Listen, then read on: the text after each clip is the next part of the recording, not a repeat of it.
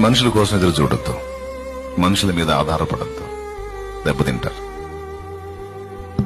ఎందుకంటే నిన్ను అర్థం చేసుకుని నీ గురించి ఆలోచించే శక్తి ఏ నరుడికి లేదు. ఎందుకంటే ఎవడి బాధలు వాడుకున్నాయి, ఎవడి కష్టాలు వాళ్ళకున్నాయి.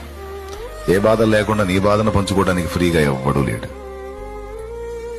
అందరి బాధలు ఎరిగి అందరిని అర్థం చేసుకుని అందరికి అందుబాటులో ఉండే శక్తి, దమ్ము, అనుకూలత ఒక్కడికే ఉంది, యేసయ్యకే ఉంది.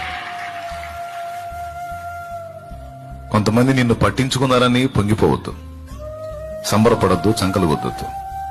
కొంతమంది నిన్ను పట్టించుకోలేదని నువ్వు బాధపడద్దు. నువ్వు వేడుకోవాల్సింది, ఎదురు చూడాల్సింది, పెన వేసుకోవాల్సింది, ఆశపడాల్సింది ఆ ఒక్కడి కోసమే, నా ప్రభు అయిన యేసుక్రీస్తు కోసం, నజరేయుడైన యేసు కోసం. అంతే. పనికొచ్చిద్దా మీకేమన్నా ఈ మాట? ఎంతమందికి పనికొచ్చిద్దో?